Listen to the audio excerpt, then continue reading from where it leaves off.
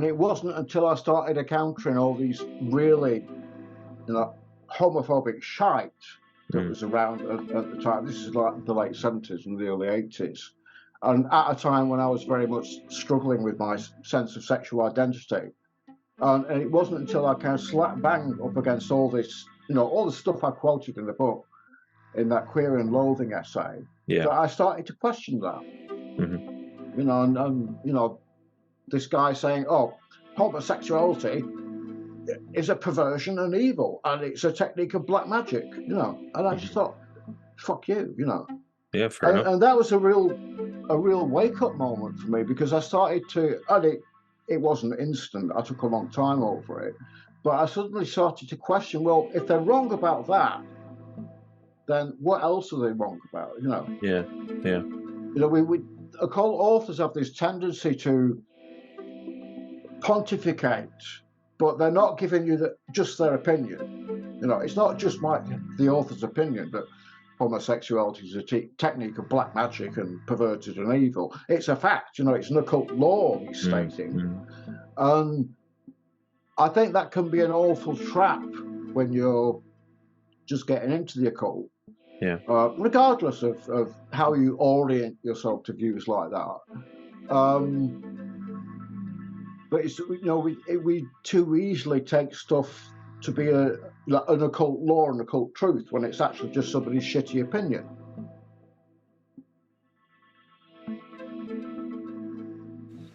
Hello and welcome to the Spirit Box podcast, where we explore folklore, magic, the world of the spirits, and everything in between. Today we welcome back the great Phil Hine on his new book, Queerying Occultures. What is Queerying Occultures? Queerying is a portmanteau word from queer and query, a classic Phil Hine wordplay.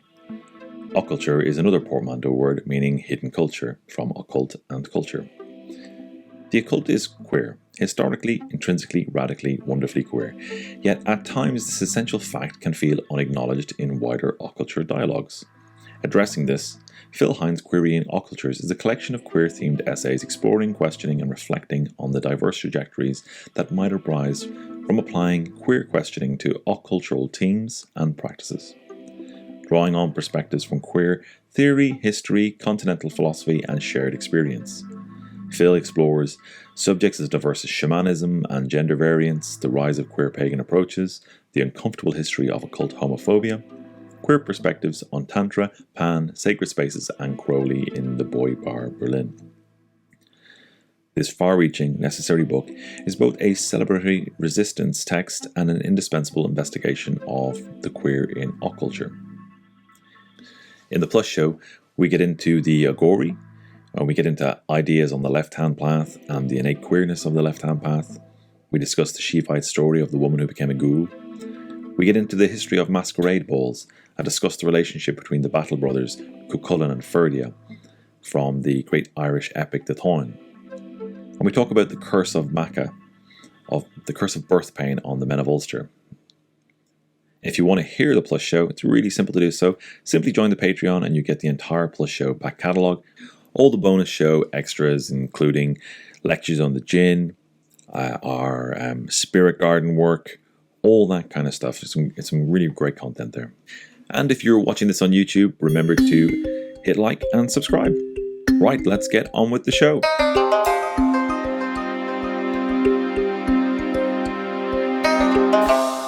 Hello, Phil Hine. How are you? Nice to see you. I'm very well, thank you. Thanks for having me on the show. No, my pleasure. I think this is you're the record appearance. This is you're the most person with the most appearances on the Spirit Box, and an illustrious title to add to your already impressive resume, Phil. Cool. Well, don't sound too excited. No, it's great. It's great to be back. Cool. Well, it's great to have you back.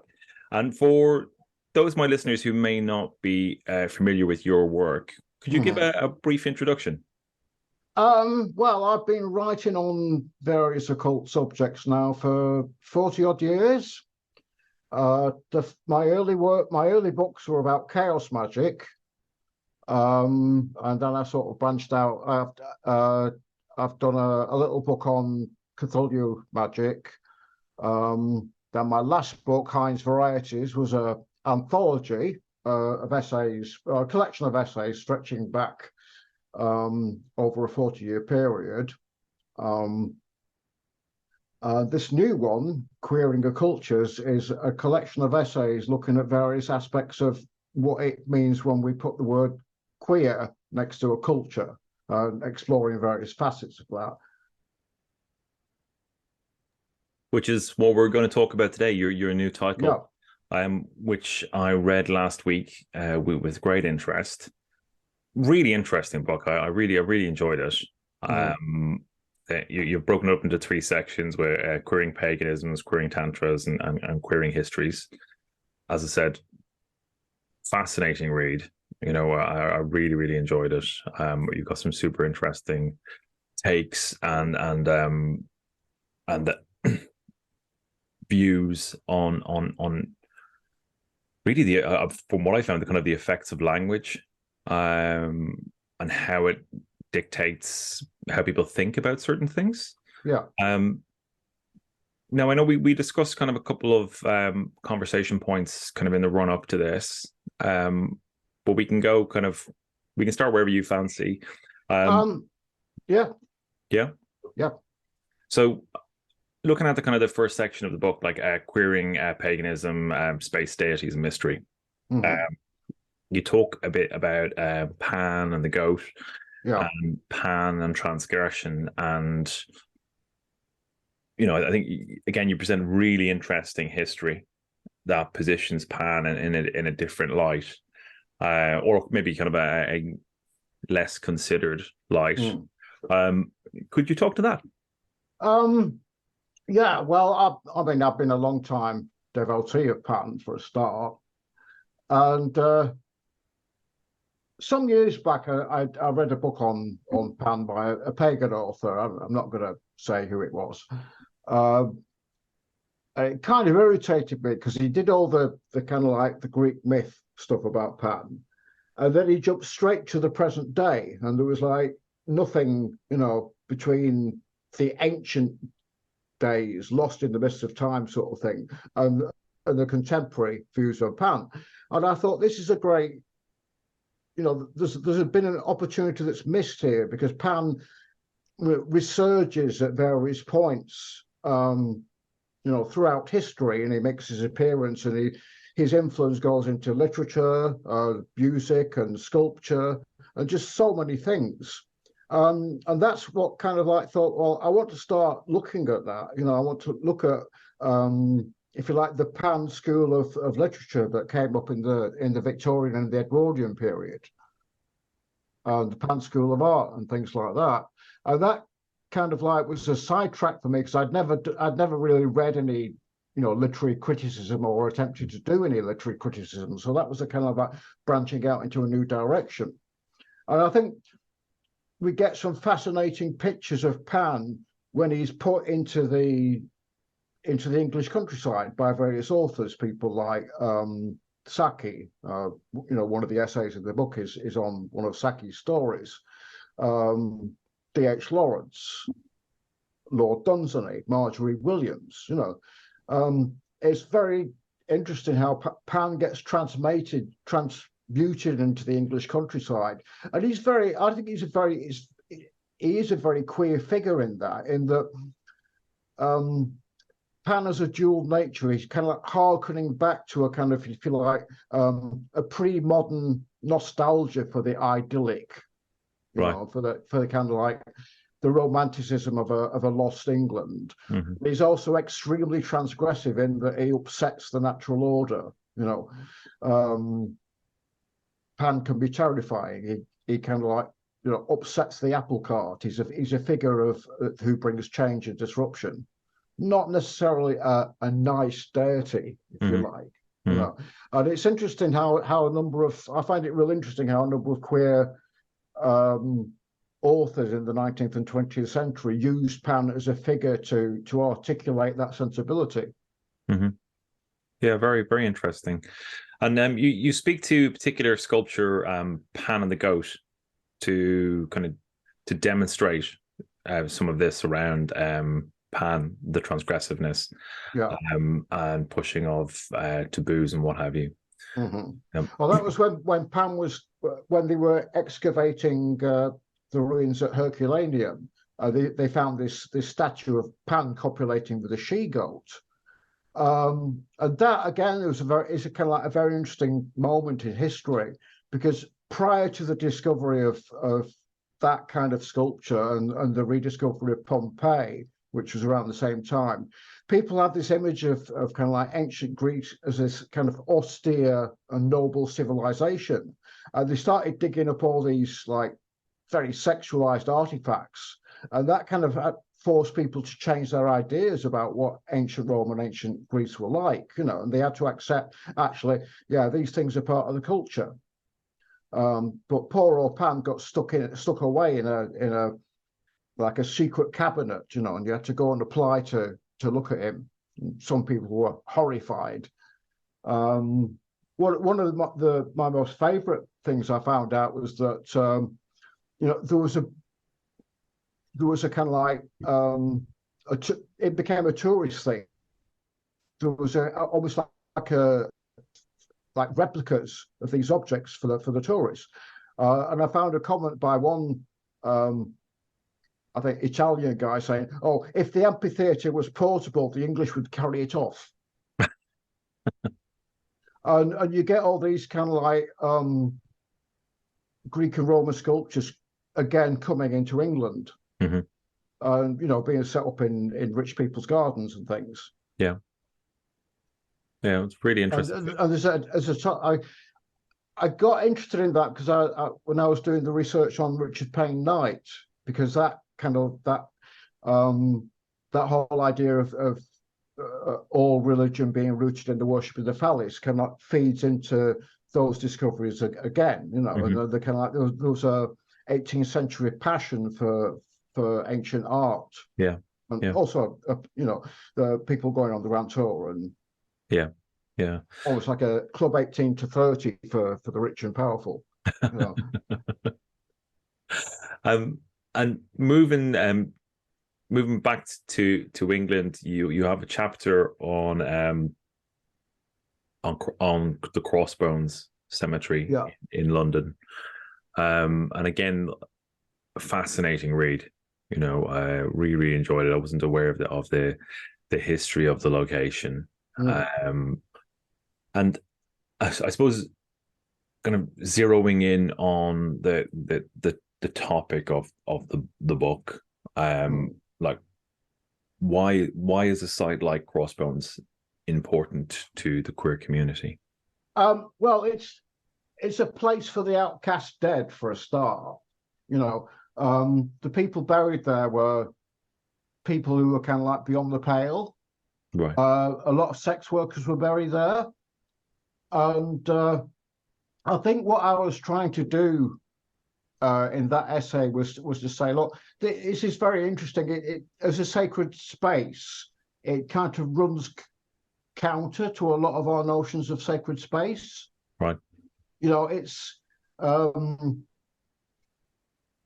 if you go to somewhere like, I don't know, Glastonbury or Avebury or somewhere like that, it's all kind of sacred music, and it's all silent and quiet, and you can go and commune with the spirits of the ancient past. You can't really do that at Crossbones because there's a railway bridge that runs overhead. You get trains thundering past every few seconds, and it's kind of like I see it as an interstitial space.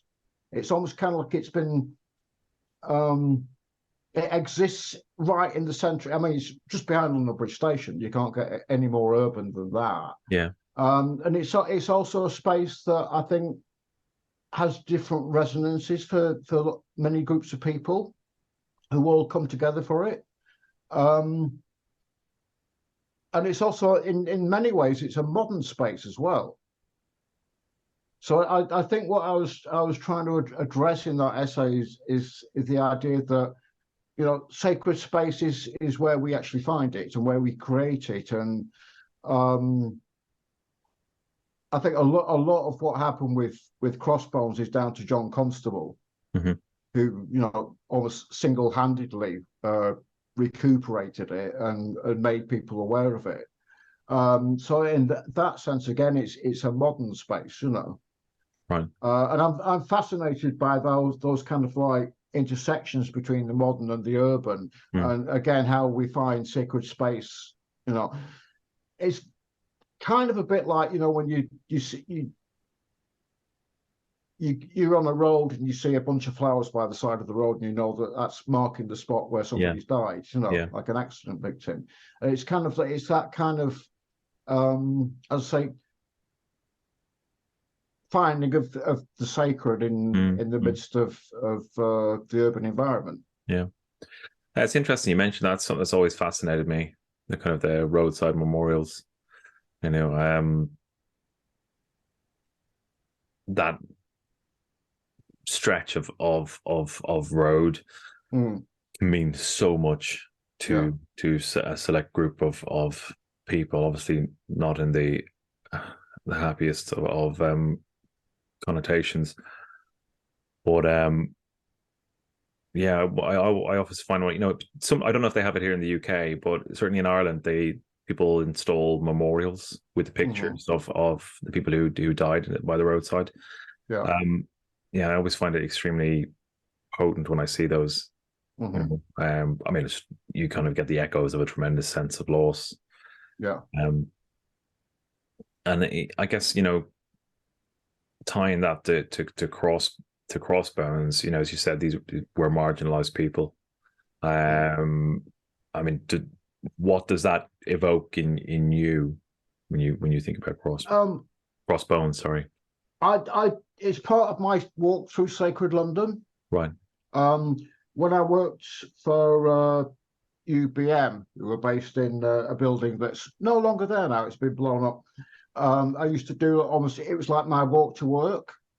And what I love about London is that, you know, you can be walking through like what seems like a modern urban space, and you suddenly find a part of a Roman wall. Yeah. And you find these, you know, I still find these like little interstitial areas that I've not been aware of before. And that's something I really love about London. It's you know, you're never more than a few paces away from history. It's so true. And often that history is a surprising one, you know.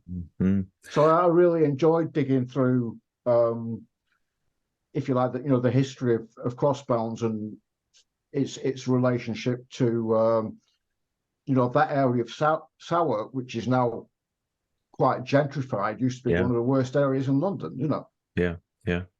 No, I know exactly what you mean. I have when I first moved to the UK and kind of walking around London and exploring it, you just get this sense of history that's kind of overwhelming.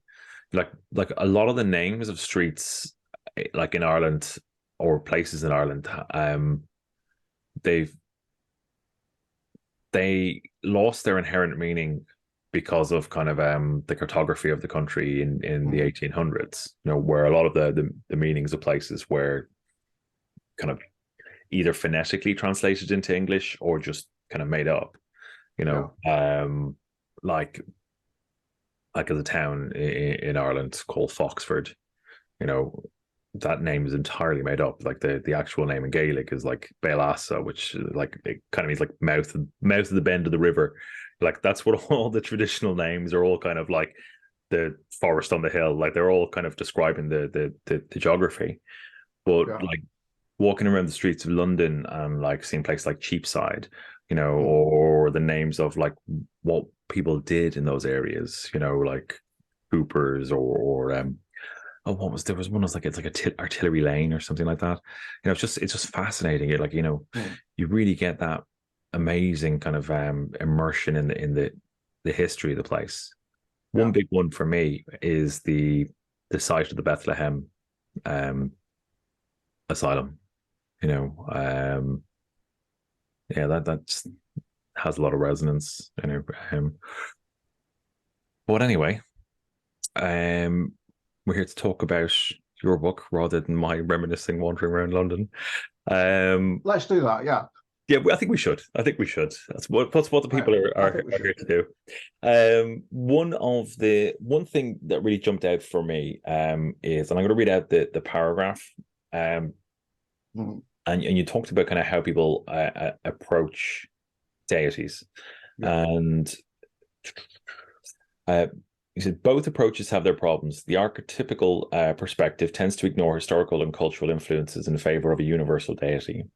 All deities which share features A, B, and C are instances or facets of archetype X. And then hard polytheism, which makes all deities separate and individual, tends to ignore the situations where deities merge into one another, such as Kali becoming Krishna. Both tend to privilege the past as more authoritative than the recent, so find it difficult to accommodate new deities such as Aidzama or Santashima in India. Now, I really, that was really food for thought, because I certainly know that I tend to do the former. It's always wonderful to read something and have your mindset challenged robustly. But could you pull that thread, because I think it's a really interesting perspective.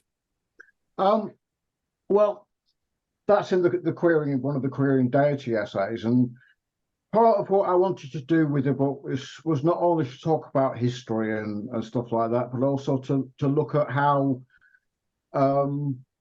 queer paganism, if you like, as a thing is evolving, and to highlight some what I think are issues that need to be thought about, and to highlight some issues which I think could do with reflecting on. It's a kind of like, perhaps it's a bit of a stereotype, but you either get people talking about, oh well, all deities are who share the character, who like say all love deities are the same, or all whatever, they're all archetypes. I've never been a fan of the whole Jungian archetype thing for a start, and then you get the really kind of like the extreme other end, which is all deities are all entirely separate and individual. But I think both, as I say, I think both positions have a problem with dealing with modernity. I mean, when I was into chaos magic, a lot of people started doing stuff with like what I would call fictional deities, or like trying to invoke Buffy the Vampire Slayer or whatever. I never had a problem with that. A lot of people did. And then you get new deities, one of the examples I gave with Aidzama, who is very much a new deity, created in India by this guy who was an AIDS educationalist. And that kind of like, again, that's really interesting, because it challenges that idea that I think occultists sometimes struggle with, that the past is superior to the present. Yeah. We tend to kind of look at the past with a bit of rose-tinted spectacles sometimes. I think this is true of any approach to paganism or the occult, in a sense. We tend to, as I say, give more credence to things that are in the past or traditional than to new ideas, and to, if you like, people who seem to be making things up rather than going by the tried and tested rules of things. And I think for me the only way to deal with that is to remember that the past is just as complicated as the present. Right. And if you dig at things, you can. I frequently find my preconceptions are challenged if I start looking into something. Right. And I'll give you an example. A few years ago, I did that series of lectures on the history of the chakras. And it's a very common thing now that chakras are kind of like equated with, or like related to, things like endocrine glands or the parasympathetic nervous system.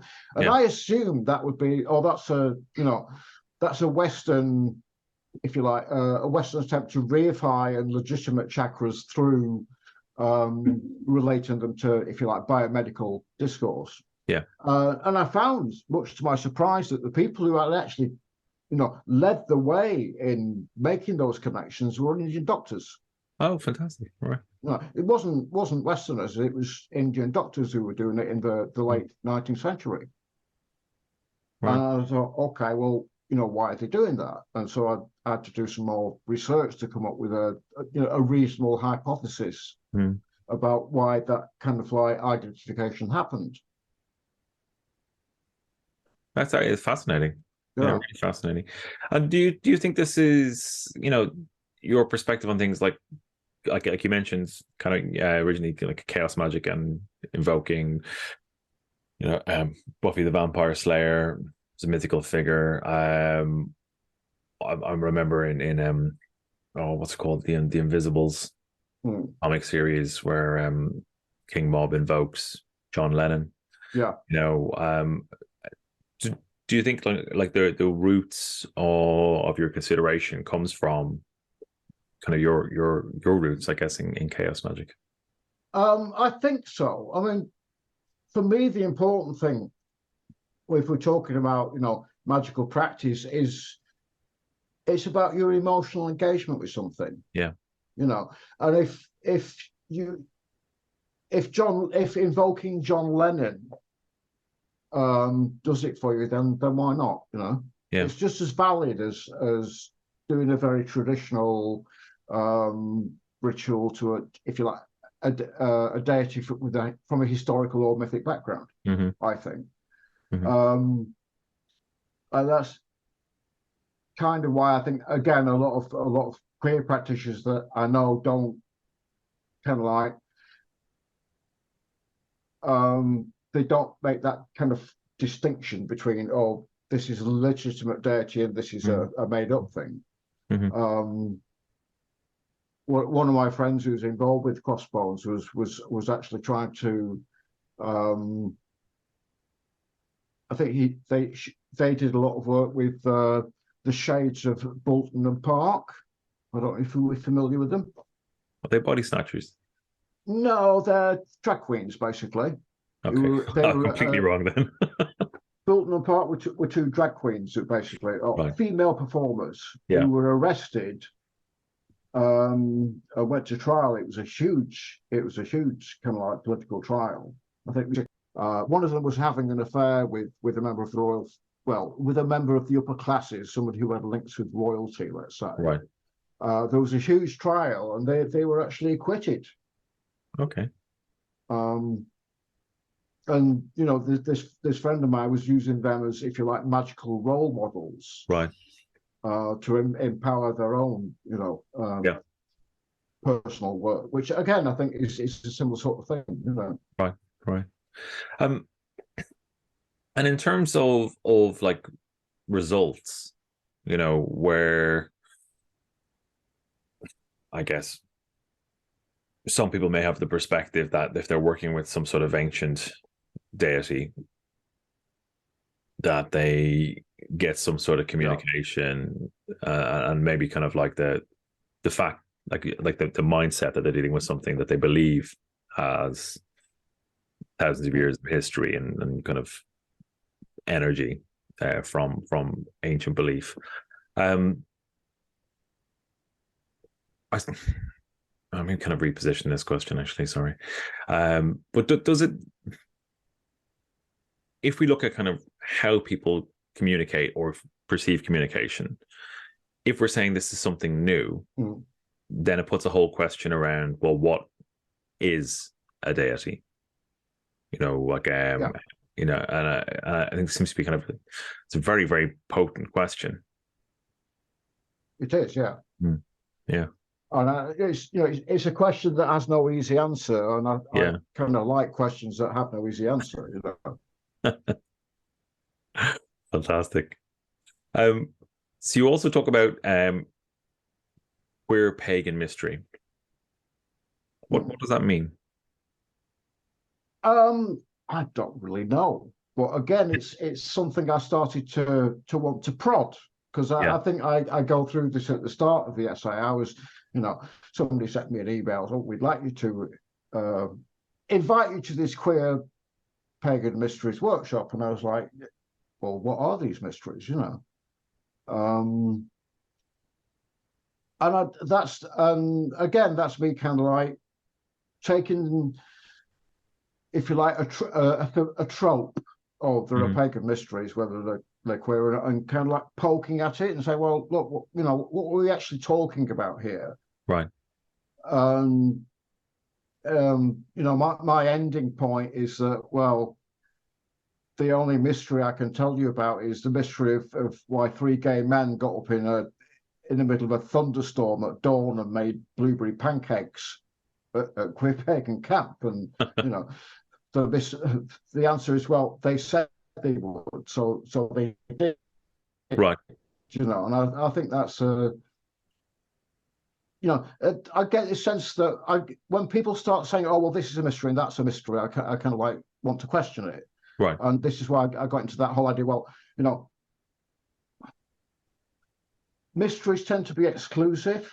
Right. By their very nature, and that's, you get into gatekeeping and all that sort of shit. Mm-hmm. And I'd rather see mysteries being worked out at workshops or in discussion groups or being shared, or maybe they only exist when a certain group of people get together to, lark about. Right. And I think I just wanted to question just that whole idea of what a mystery is, and who gets to say what a mystery is, which is, I think, is just as important. Yeah, sure. And I that seems to be kind of like a thread going through the whole book in the three sections of, like, who gets to say what is, around kind of all the subject matter. And I think that's that's a really interesting reflection. Yeah. Particularly for people who are kind of like new to magic or new to the occult, they tend to take things as being written in stone. Yeah, I think that's a big. I know I did that. Yeah. I got interested in the occult and I just ran for it, and I just ran to the library and read everything I could, and just I liken it in another essay that's not in the book. It's kind of like you're suddenly really hungry and you've got a big plate of like mashed potatoes and peas, and you're just gobbling it all up, and you don't notice the occasional hard pea that goes down, Right. And I think I certainly did that when I started out.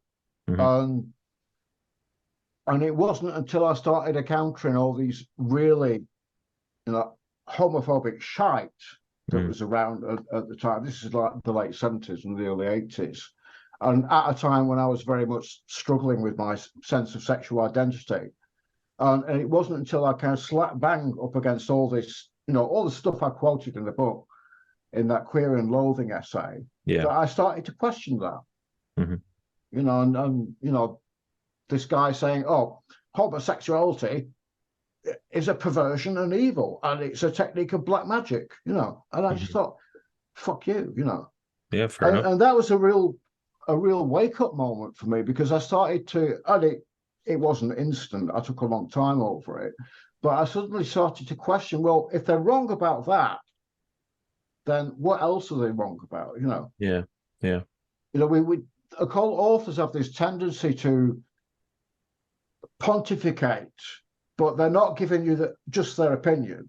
It's not just the author's opinion that homosexuality is a technique of black magic and perverted and evil. It's a fact, it's an occult law, he's stating. And I think that can be an awful trap when you're just getting into the occult. Yeah. Regardless of how you orient yourself to views like that. But it's, we too easily take stuff to be an occult law and occult truth when it's actually just somebody's shitty opinion. Yeah.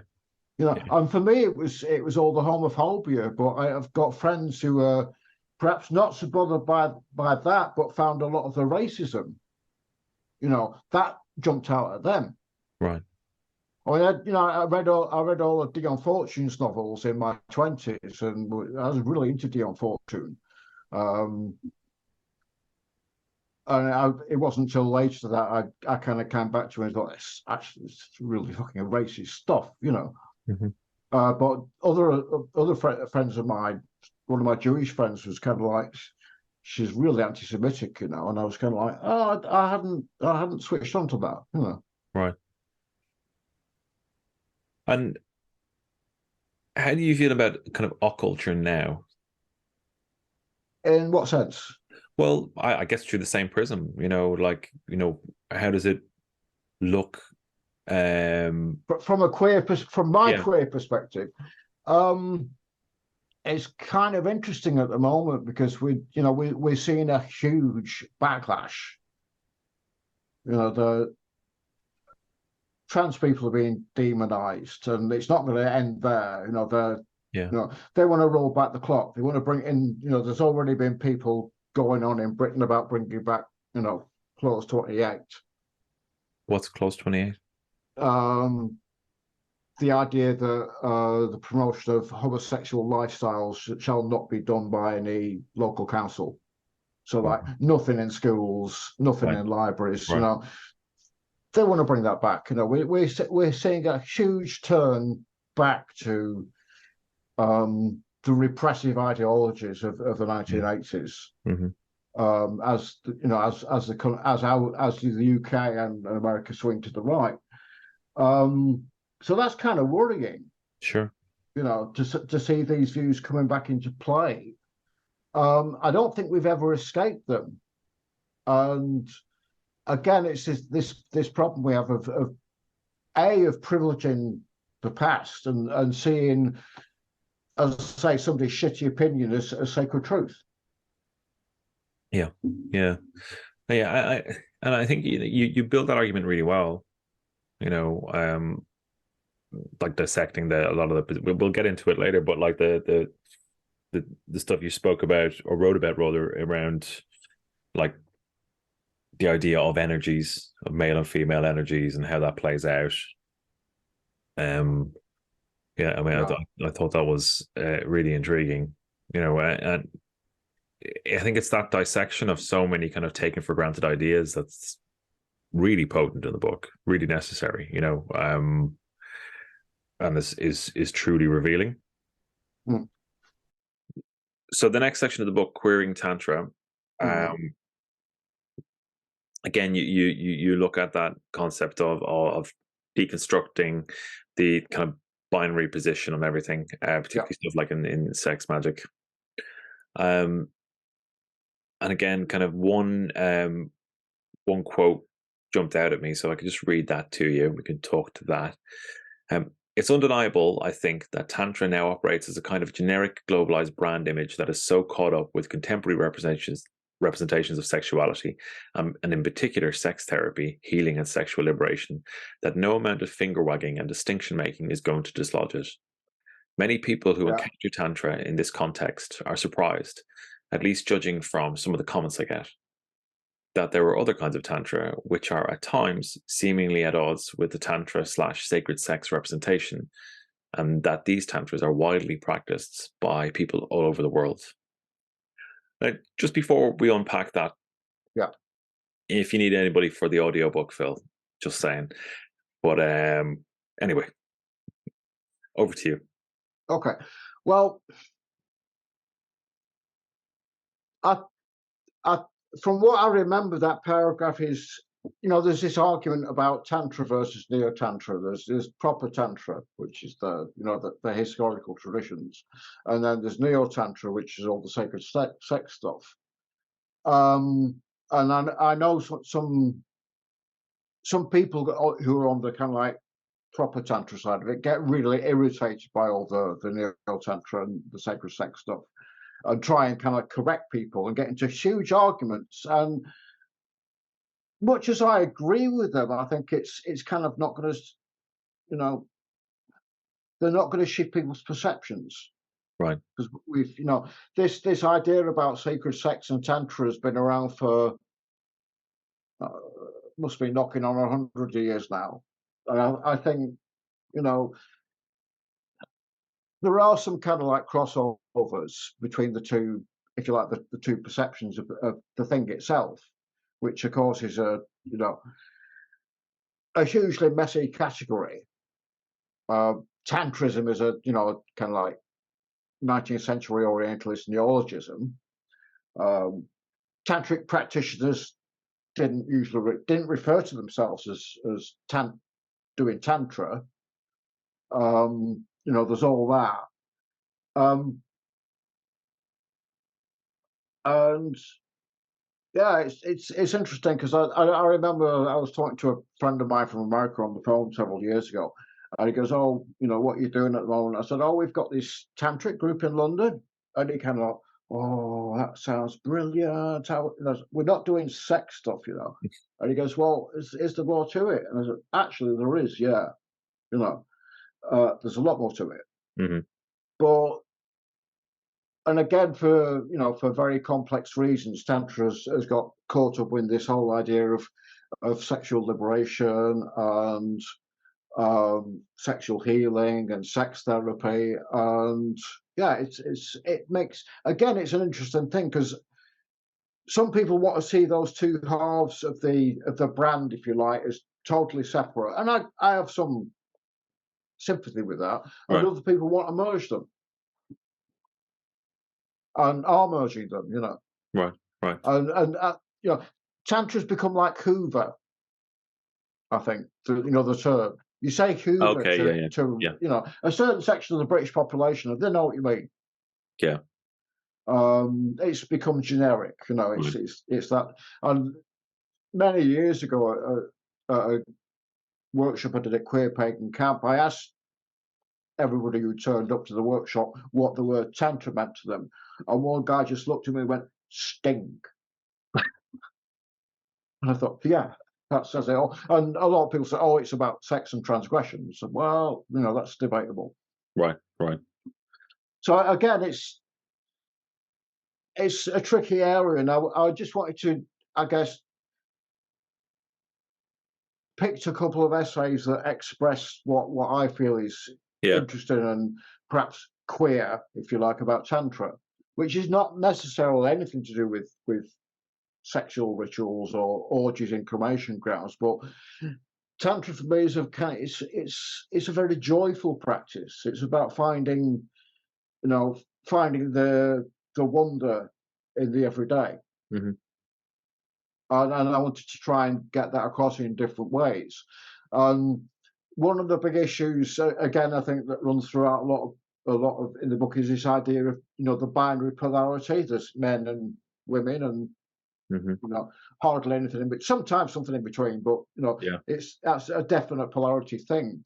And what fascinates me about a lot of the very philosophical tantras, the non-dual, is that they say, "Oh, Shiva and Shakti, they're like a flame and the heat.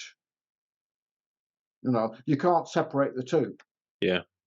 So this idea of a binary polarity, or all men are Shiva and all women are Shakti, is just rubbish. Yeah. And again, that's something I wanted to query and talk about how Indian ideas of gender feed into Tantra and how they're very, very complicated. Mm-hmm. And again, it's this idea that you can boil everything down to very simple statements, which annoys me, which again, I think is another occult problem. And I like things to be complicated. and in querying them is kind of like making them even more complicated, or at least saying, "Look, what about this over here?" Yeah. It serves an important purpose. Mm. I get what you're talking about. I'm conscious we're coming to the end of our time here, and you've got some appointments. If people want to find out more about this book, the book isn't available just now in the UK as a print edition, but I'll send you the link for the original Falcon website, or you can order it off Amazon. Okay, cool. I'm hoping that when it does finally make it over here, I'll be able to do a book launch maybe at Treadwell's. Oh, lovely. Some people are saying this is the best book I've ever done. Right, it's fascinating, really fascinating, really enjoyed it. And that's, I think, quite interesting because I guess it's been something I've wanted to do for a very long time. Yeah. In fact, just before the pandemic hit, I was having a conversation with one of my friends about doing a queer anthology. Right. And I still think anthologies are the best way to do things, but It was actually David Southwell who said, look, you've been writing for the past 30 years about queer occult stuff. Why don't you just stick a lot of stuff into a book, Yeah. And so I did that. And somewhat to my surprise, Falcon were like, oh, God, yeah, we want to publish this, And I knew right from the start that I wanted to use Maria's Snails in Love as the cover picture.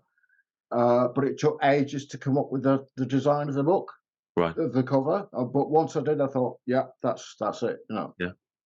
Because I didn't want to, I see a lot of occult books about gender, and they've got like, very familiar symbols on it, and I just thought I want to get right away from all that occult symbolism stuff and just do something that represents queer relations for me. And two snails was, I think, the ideal thing. So I'm very happy with the way the book looks, and I hope people enjoy it. Fantastic. And Well, that's I'm it. absolutely sure they will. Thank you, Phil. It's been a pleasure to have you on. And Thank you, Dara. It's been great. I've really enjoyed it. Fantastic. Okay. Well, Okay. Take care and talk soon. Okay, thank you.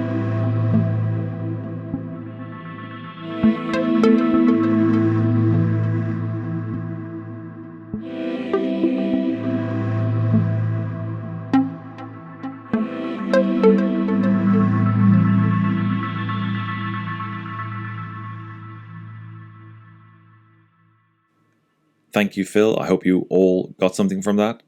Do check the show note links if you want to find out more about Phil's work or get yourself a copy of the book. Right, that's it from me. I'm Dara Mason, and you've been listening to The Spirit Box. Take care and talk soon. Bye.